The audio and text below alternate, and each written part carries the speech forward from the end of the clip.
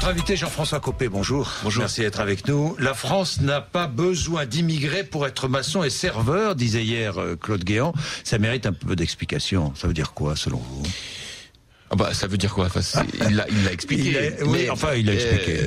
C'est pas très longuement. On a depuis des années et des années des débats sur ce sujet. Je pense, pour vous dire les choses, que cette question qui en fait en gros consiste à dire voilà, on a 3, 4, 500 000 offres d'emploi non satisfaites en France. Est-ce que ça doit être couvert par plus de 200 000 dans la restauration, des Français, ou est-ce qu'on doit faire appel à l'immigration? Bon, ce qu'on appelle d'ailleurs parfois l'immigration économique, par opposition à l'immigration légale. On est bien d'accord. Ah, on n'est que dans l'immigration légale, hein, on est bien clair. d'accord. Hein. Ouais. Mais c'est l'immigration économique par rapport à l'immigration sociale, qui serait plutôt du regroupement familial, etc. Bon, moi je pense intuitivement que ce sera, avec d'autres sujets comme la laïcité par exemple, ou la compétitivité et l'emploi, un des grands sujets de la présidentielle. Vous voyez, quand il y a c'est le sujet que vous allez mettre en avant, si je comprends bien, Jean-François Copé. On met pas, Jean-Jacques Bourdin, on met pas des sujets en avant parce que on les a joués aux fléchettes. Hein. On met des sujets en avant parce qu'ils correspondent à la fois aux grands enjeux de la société française de demain, et puis aussi à ce que les Français souhaitent, demandent, évoquent. Bon, moi je tourne beaucoup dans toute la France, dans mes fonctions de secrétaire général de l'UMP. Je suis maire de Meaux, qui est une ville qui est un reflet aussi de la société française d'aujourd'hui. Ce sont des sujets qu'on évoque très souvent, sur lesquels il y a des questions. Et d'ailleurs, je dois dire qu'il y a plus souvent de questions que de réponses. Alors moi, je me demande dans quelle mesure il serait pas temps de profiter de cette période où l'UMP, on organise des conventions, des débats, des réunions, de faire un travail méthodique, avec d'ailleurs le concours précieux du ministre de l'Intérieur et de ses services, et tous les chiffres dont on peut disposer, et puis de comparer ça avec ce qui se passe dans les autres pays, pour voir si, par rapport à cela, on choisit un autre système dans lequel on dit, écoutez, très bien, avant de faire appel à de l'immigration extérieure, on s'assure qu'il n'y a vraiment aucun Français qui soit en situation de prendre les métiers pour lesquels il y a aujourd'hui des offres d'emploi non satisfaites. Parce qu'on ne peut pas avoir les deux. Je fais le lien, d'ailleurs aussi, avec le débat qu'on a eu sur le RSA il y a quelques semaines. Oui, mais c'est intéressant, parce que le RSA, c'est des gens qui disent, mais attendez, nous on bosse, on gagne un SMIC ou un SMIC et demi, et puis pendant ce temps-là, on a le gars à côté qui a des aides, et puis qui finalement du coup a tellement d'aides qu'il n'y revient pas au travail. Bon, donc je pense que c'est pas mal de clarifier un peu tout ça, avec des chiffres, avec des faits et avec des décisions. Mais Jean-François Copé, il y a quelques semaines, le gouvernement nous disait vouloir encourager l'immigration comme vous disiez, non pas sociale, mais l'immigration du travail, en quelque sorte, l'immigration utile. Si je comprenais bien. J'ai pas le souvenir que le gouvernement l'ait dit. Comment? Enfin, je crois pas, mais en tout cas, moi, personnellement, mon point de vue sur non, c'était plutôt l'inverse. Non, c'est Claude Guéant qui s'est exprimé déjà là-dessus. Moi, dans le même sens que hier. Le gouvernement voulait favoriser l'immigration du travail. L'immigration au détriment, comme vous disiez tout à l'heure, de l'immigration sociale. Mais moi, je vous pose une question. Ça fait des années que j'entends dire que ces offres sont non satisfaites. Vous aussi. Jean-François Copé. Oui, c'est pour ça que je vous posais le problème comme je l'ai fait. Oui, absolument. Ça fait des années, Ça fait des années. Oui, mais vous savez, quand on entend les professionnels nous disent, mais si nous n'avions pas les serveurs immigrés ou les maçons immigrés, nos entreprises ne tourneraient pas. Mais c'est pour ça que j'ai fait le lien entre ce premier sujet et des questions comme celles qui concernent notre système social. Pourquoi?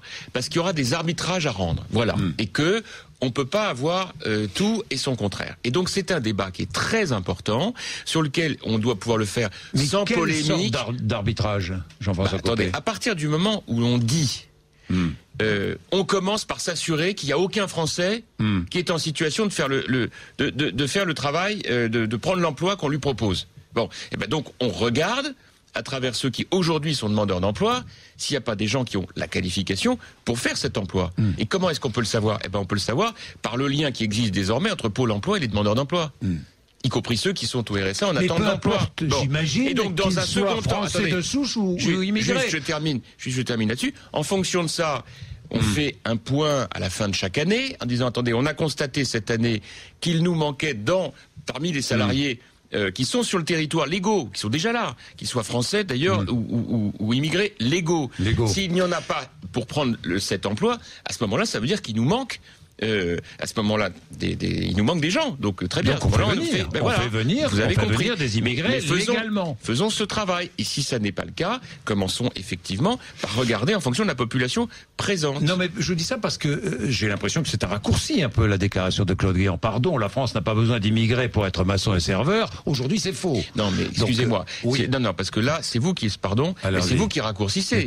Parce qu'il a fait tout un exposé à l'occasion de son émission, dans lequel il a évoqué cette question. Il n'a pas juste dit cela. C'est dans le cadre d'un raisonnement. Après qu'on sorte la phrase pour faire la dépêche à AFP, très bien. Mais il a fait tout un raisonnement derrière. Donc, pourquoi non, mais attendez. Sortons simplement des déclarations de Claude Guéant. Ce que je veux simplement vous dire, c'est que sur ce sujet, comme sur un certain nombre d'autres, il faudra que cette campagne présidentielle soit l'occasion de proposer des solutions. Et quand vous me dites, vous le disiez tout à l'heure, mais ça fait des années qu'on en parle, il y a une donne nouvelle sur laquelle je voudrais quand même qu'on soit tous attentifs. On a eu depuis 2007 cinq crises, comme d'une ampleur très importante.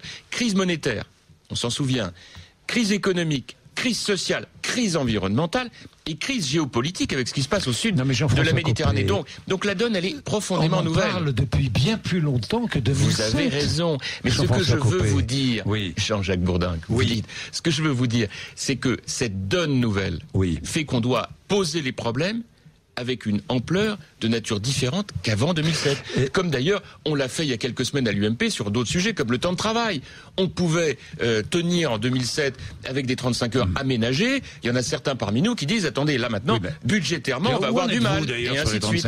On va faire une réunion là-dessus tout début juillet, pour justement évoquer la question d'une refondation sociale. C'est-à-dire de dire, est-ce que c'est toujours par la loi qu'on doit traiter les problèmes de dialogue social, de temps de travail, ou est-ce que ça peut pas être par contrat, par branche ou par entreprise, et évoquer à ce moment-là, et on le fera de manière très concrète, avec Hervé Novelli qui suit ces questions, ce sujet. Mais avant, vous savez qu'on a un autre rendez-vous, début juin, sur le RSA, avec Marc-Philippe Daubresse, Laurent Wauquiez, je vais y revenir, et nos amis centristes de l'UMP. Je voudrais finir sur l'emploi. Comment obliger les chercheurs d'emploi à travailler ? Jean-François Copé. Obligé. Je sais pas ce que vous voulez dire. Je vous pose la question comme ça. Comment obliger ? C'est pas avec une baïonnette dans le dos, hein. Alors, comment ? En revanche, vous savez que le RSA avait pour vocation, justement... Je vous pose cette question un peu provocatrice, volontairement. Vous l'avez compris, mais je sais bien. J'avais vu. Alors, comment obliger les chercheurs d'emploi à travailler ? J'avais vu le chose. D'abord, premier point, c'est pour ça qu'on aura cette discussion à l'UMP le 8 juin, il ne faut pas non plus se tromper de combat ou de débat. Vous avez beaucoup de gens, je peux en témoigner en tant que maire, qui sont effectivement à la recherche d'emploi et qui, pour toute une série de raisons, ont eu des épreuves énormes dans leur vie et ont du mal, parce que quand vous avez 48, 50, 52 ans et que vous envoyez des CV et que votre employeur, l'entrepreneur dit vous avez 52 ans mais c'est déjà trop vieux. 52 ans, ils n'ont peut-être pas envie de devenir maçon, Jean-François Copé. Non mais il n'y a pas que des postes de maçon, faut arrêter la caricature. Écoutez, arrêtons. C'est pas moi qui ai employé ces mots. Hein. Moi non plus. Vous non plus. Attendez, excusez-moi, je suis désolé, il n'y a pas que le métier de maçon et que les gens de 52 ans. Donc il est vrai que beaucoup galèrent aujourd'hui parce qu'on dit monsieur, excusez-nous, vous êtes trop vieux, vous êtes trop ceci, trop cela. Donc on a un vrai sujet par rapport à ça. On a aussi le fait que beaucoup d'employeurs sont réticents à embaucher, mais comment on va faire pour licencier, etc. Donc tout ça, ça fait beaucoup de rigidité. Indépendamment de ça, vous avez des gens... Simplifier le licenciement ? Les conditions de licenciement. Simplifier le licenciement. Je pense pas que ce soit le bon terme. Je pense que tout ça doit être revu dans un processus, c'est-à-dire ce que certains appellent la flexibilité sécurité. D'un côté, s'il doit être plus facile de licencier par contrat, alors il faut immédiatement un accompagnement avec formation à la clé pour suivre la personne individuellement et retrouver un emploi. C'est ce qu'on a commencé de lancer. Ça se fait comme ça d'ailleurs en Grande-Bretagne, en Allemagne, etc. Donc moi, mon point de vue là-dessus, c'est qu'on doit aller plus loin encore en disant attention, il y a les gens qui en toute sincérité recherchent, il faut être à leur côté, et puis s'il y a des cas, et il y en a, de gens qui faisant leurs calculs se disent mais attends, avec le RSA tel qu'il existe aujourd'hui, il n'y a pas énormément de différence avec ce que je gagnerais si je prenais un emploi parce que finalement le coût pour garder les enfants, etc., si je dois aller travailler fait que j'y perds. Ça, c'est évidemment quelque chose qui est intenable dans la durée. Voilà. Et c'est ça le débat qu'on aura. Et je crois que là-dessus, il ne faut pas faire de langue de bois. Il faudra qu'on dise les choses franchement. Bien. Alors, pas de préférence nationale, tiens, au passage, hein. Pas de préférence nationale, non pas parce que. Non, mais je connais cette histoire. Cette histoire, c'est l'histoire du Front National. Oui, bien sûr. Mais ce que je veux dire, c'est qu'aujourd'hui notre débat, il n'est pas sur la préférence nationale. On ne privilégie pas le français par rapport à l'immigré légal. Non, pour l'attribution d'un travail. Non, mais non, mais ne serait-ce que parce que l'immigré légal, il cotise. Bon, donc faut arrêter ces choses-là. Qu'on lutte contre l'immigration. Donc ce que dit Marine Le Pen est faux, Jean-François Copé? Est-ce qu'elle fait fausse route lorsqu'elle parle de préférence nationale? On réserve les emplois aux Français? Non, mais ça c'est la grande tradition du FN. Le FN dit ça depuis toujours. Mais c'est bien gentil, mais on voit bien qu'aujourd'hui ça règle aucun problème, puisque notre sujet c'est pas français contre immigrés légaux, c'est l'ensemble de la population qui vit sur notre territoire. Et dont je considère qu'à partir du moment où cet ensemble de population, qu'il soit français ou qu'il soit immigré légal, travaille, il cotise, et qu'à partir du moment où il cotise, on en a besoin pour le pays. Donc, faut arrêter de voir les choses avec de tels excès. Ce qui compte pour moi, c'est que nous ayons sur la population qui est sur le sol français, le maximum de gens qui travaillent et qui, en cotisant, permettent de financer la vie du pays et notamment la solidarité du pays. On va parler du RSA, Jean-François Copé, dans 2 minutes. On va parler de Dominique Strauss-Kahn aussi, de l'affaire des conséquences politiques. C'est en ça que je faisais un distinguo entre l'immigration économique et l'immigration sociale, parce que l'immigration sociale, c'est pas un problème de FN ou de xénophobie, c'est un problème qu'à un moment, financièrement, on ne pourra plus payer.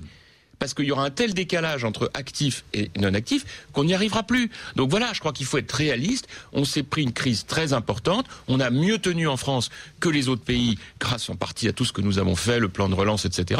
Mais maintenant qu'on a un début de reprise, il faut faire attention. On ne peut pas faire n'importe quoi.